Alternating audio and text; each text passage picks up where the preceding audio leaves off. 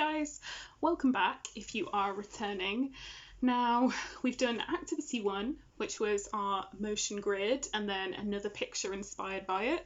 We've done activity 2, which was our own version of Van Gogh's Starry Night, and we're going to do something really nice for activity 3. We are going to move on to look at another painting by Van Gogh, which is The Bedroom. Now I do happen to have this painting on a cushion, which is handy and soft. Van Gogh painted around 2,100 pictures in his life. He only started painting when he was 30 years old and he died when he was 37. So he did a lot of painting in 7 years, and most of those paintings were done in the last 2 years of his life, which is when this one was done. In those 2,100 paintings were paintings of people, paintings of places, and paintings of everyday things. So Van Gogh just painted anything and everything that was around him that he was seeing,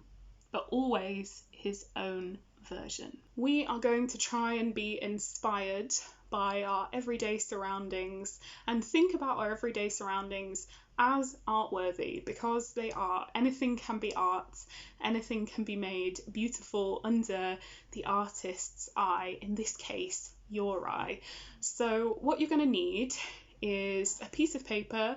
Again, you could just have a plain piece of paper, or it could be in your sketchbook, some colouring pencils or some paints or some pens, it really doesn't matter, but then a plain pencil to start with, to sketch with. I'm going to challenge you to draw your bedroom or another room in your house, and I want you to pick out your favourite things about the room and put them into your picture. So in Van Gogh's picture, he obviously made the bed really big and bright, and then also he drew his own paintings on the walls.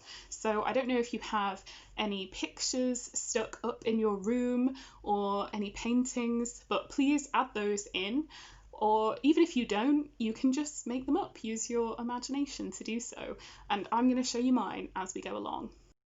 So I've started out by sketching a few of the main features in my room. So I've done the bed, I've done the bookshelves with a little bottle on them, and the wardrobe. And obviously this isn't exactly what these things look like, because we don't have to be perfect when we're doing this. Remember, we're not doing it realistically, we're just creating our own version and our own impression of what these things look like. So now I'm going to carry on and add some more details in.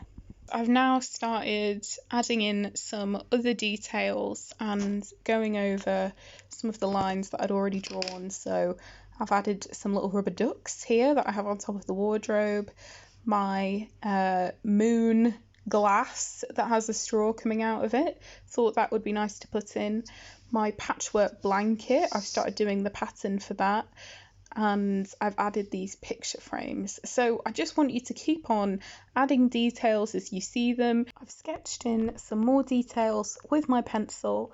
So now what I'm going to do is I'm going to go over it with a black pen.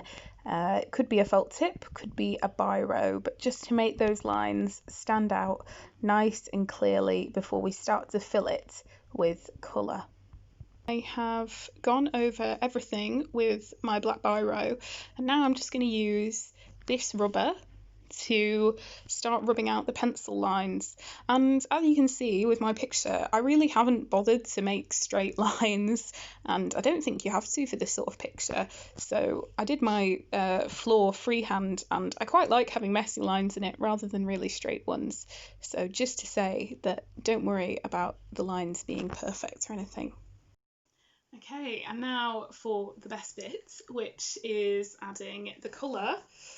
You can see that in Van Gogh's painting he's used really bright colours. He's used yellows, reds, blues, greens. There are lots of different colours here. So even if the stuff in your room is not brightly coloured, have a go at making it so.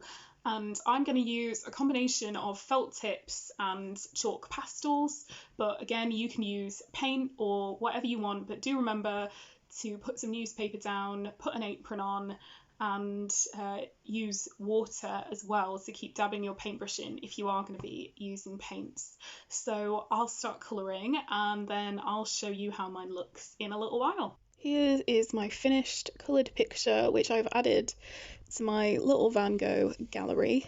You can see that I've made the colours really vibrant. I don't actually have a yellow floor or a pink wardrobe, but I wish that I did.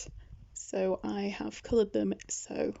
With all of your pictures, you might want to stick them into a scrapbook or a sketchbook and start seeing if you can imitate other great artists' styles. And even if you wanted to try out a couple of other Van Gogh paintings and trying to see if you can do your own versions of them, I bet that would be great too.